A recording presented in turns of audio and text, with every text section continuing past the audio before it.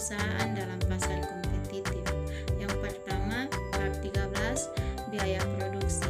Tujuan dari pembentukan sebuah perusahaan adalah untuk memaksimalkan laba.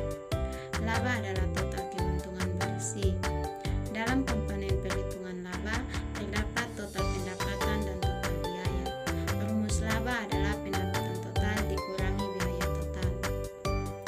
Biaya sebagai biaya oportunitas. Salah satu poin dalam 10 prinsip ekonomi adalah biaya. Biaya adalah segala yang kita korbankan untuk memperoleh sesuatu. Dalam menganalisis perilaku suatu perusahaan, sangat penting untuk menghitung semua biaya oportunitas dalam proses produksi. Perusahaan juga mempertimbangkan biaya eksplisit maupun biaya implisit. Biaya eksplisit adalah biaya yang terlihat dalam menjalankan perusahaan, seperti biaya bahan baku, transportasi, dan lain-lain. Sedangkan biaya implisitif adalah oportunitas, seperti keputusan membuat sebuah produk akan menghilangkan kesempatan pemilik bisnis untuk mengambil pilihan lain. Jenis-jenis biaya. Yang pertama, biaya tetap. Biaya yang tidak berubah dalam jangka pendek, contohnya sewa gedung pabrik. Biaya tetap terbagi menjadi dua, yaitu biaya tetap total dan biaya tetap rata-rata. Yang kedua, biaya variabel. Contohnya biaya bahan baku. Biaya variabel dibagi menjadi dua, yaitu biaya variabel total dan biaya variabel rata-rata. Yang ketiga, biaya total. Biaya yang dikeluarkan untuk memproduksi suatu barang.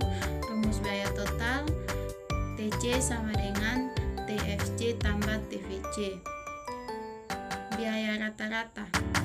Biaya rata-rata adalah biaya yang dikeluarkan untuk setiap unit barang yang diproduksi oleh produsen. Rumusnya ialah AC bagi PC per Q. Biaya marginal adalah pengurangan biaya total. Rumusnya MC sama dengan delta TC per delta Q. Baik, selanjutnya saya akan menjelaskan materi bab 14, perusahaan dalam pasar kompetitif. Ciri-ciri persaingan pasar sempurna. 1. Terdapat banyak pembeli dan penjual. Yang kedua, barang yang dijual sejenis. Ketiga, barang tersebut umumnya dapat diproduksi oleh perusahaan lain. Yang keempat, perusahaan dengan mudah masuk atau keluar dari pasar. Pembelian dan penjualan dalam pasar persaingan sempurna adalah price stacking, yaitu tidak ada pihak yang mendapatkan dalam harga dan mereka menerima harga yang sudah ditetapkan. Contohnya, produksi persaingan sempurna adalah barang komoditas seperti tembaga, biji besi, gamas baja, dan lain-lain. Memaksimalkan laba atau profit. Yang pertama, berbicara tentang berapa banyak kuantitas yang diproduksi perusahaan. Yang kedua, jika marginal revenue atau marginal cost, maka perusahaan akan menambahkan kuantitas produksi. Yang ketiga, pasar persaingan sempurna dalam jangka panjang. Dalam jangka panjang, perusahaan bebas untuk masuk dan keluar dari pasar. Saat terjadi profit, banyak perusahaan akan masuk sehingga membuat penawaran bertambah. Konsekuensinya, harga akan turun dan profit akan turun.